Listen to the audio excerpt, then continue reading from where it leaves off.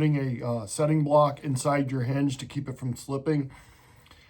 I want to go over kind of my technique for doing that. The gaskets and the hinges I use are usually tight enough to work without a block. But if you ended up getting a shower door where your hinges keep slipping out, this is a technique you can use to safely install these blocks for for your peace of mind, I guess. So yeah, this is a viewer inspired video. This gentleman has a shower door that was put in, and the company that put it in has adjusted it, I think, at least 3 times before. And so he went online, did some research, tried to figure out what the problem was, and checked in with me, asked me some questions. We went back and forth on some questions and answers and stuff. And then he called them up, asked them to come out and adjust it, and they refused to at this point because he did his research and now he knows more than they probably do. And so therefore they have denied him a service call for free and want to charge him. So anyway, if you're into that situation, go ahead and watch this video. This is just one technique. So yeah, enjoy the video. All right. So what I got set up here is I got the, those are just little rubber blocks or mats that I cut from it's a gym floor mat that was getting demoed, and I just grabbed the padding off from the gym floor. And then I just put that under the door and I put a shim under it. So anyway, what I'm gonna do here is I'm gonna block this hinge. It's supposed to prevent it from slipping. I've had questions on how to do this, and this is how I would do it. I took the bottom sweep off the door and I just stuck it across the top so that the 2 pieces of glass, the inline panel and the door, are actually kind of mated together to help hold the door from slipping around. So anyway, so I'll go in here and I will loosen the hinge up and come back to you. I'm just going to go ahead and take the hinge plate off the top hinge, because most of the time the door, but with gravity, slips this way. So in most cases you don't have to take the bottom hinge off. Just leave that down there, and that will keep the door from, along with the sweep on the top, from basically falling off and breaking on you. So you got the blocks underneath of it.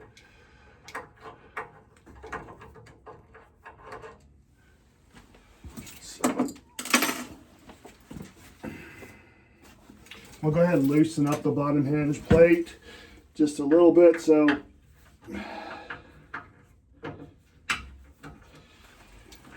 I can adjust the door. So if you look in that hinge, you can see that there's really no room. The door glass is sitting right on top of the metal, and there's a gap under the bottom. So what I'm going to do is I'm going to raise that up enough to where I can get a block under it, because I'm about a 1/16 or so low on the overall height of the door and the inline panel.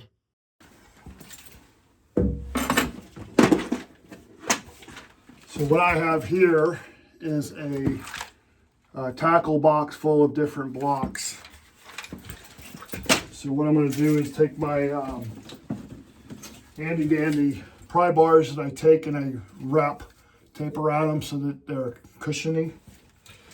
So I raise the door up a little bit, and at the same time I will shove the hinge under further. And if you notice, the gap is bigger now at the top than at the bottom. So I have to equal that out with this over here. So what I'll do is can't do it with just one hand, but I'll lift the door and then slide the shim under the door a little bit. So now, actually, I moved the door over to the wall a little bit. So I'm just going to take and bump it over try to get it away from the wall a little bit. Sometimes you can just take and put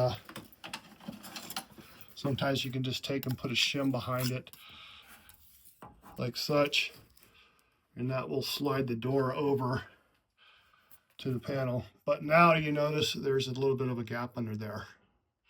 So I'm going to judge that's about a 1/16, I'm thinking. So what I'll do is go in my handy dandy shim box and grab myself a 16th of an inch shim. So here's my block that's a 16th of an inch, and what I'll do is slide it in there. Actually, it's a little bit,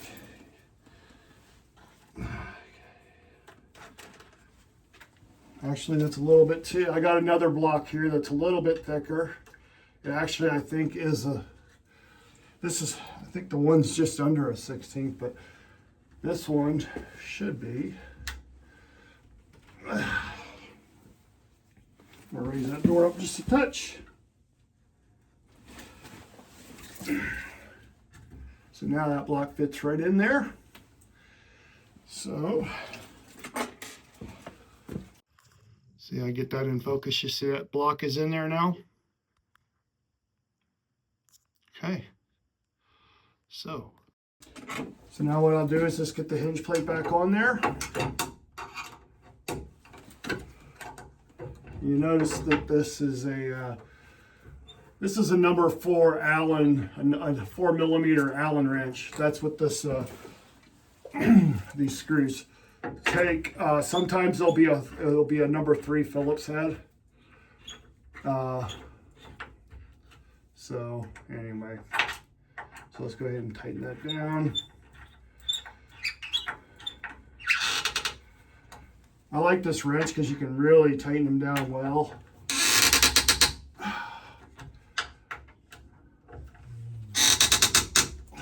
And I'll go ahead and tighten down the bottoms now. All right, so that's how I would do the adjustment that's how I would put the blocks in there. You don't want your door, when you loosen your hinges up, get away from you and fall and break. So that's why I put the shims underneath the door, put this sweep across the top of the door to hold these 2 panels together. If it makes you feel better, you could put a shim in here as well, just to keep the glass from tinking together and breaking. But, and then I didn't take off the bottom hinge plate. I just let that be loose. I only took off the top. So I think that's a safe way of doing it. It also allows you to kind of make sure that the gap you're getting between the door and the panel is even, and then the door is even across the top as well. So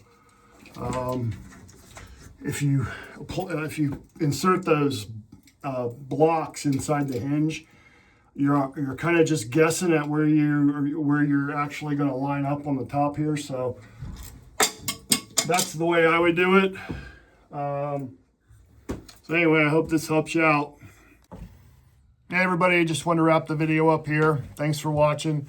Again, this video is for doors that you're just having issues with constantly, and it's just hopefully a way that takes care of the issue. So anyway, go ahead and like and subscribe. It helps me out even if you don't watch any more of my videos. At least you'll know where it is if you have a friend that has the same issues you're having. So anyway, have a good one.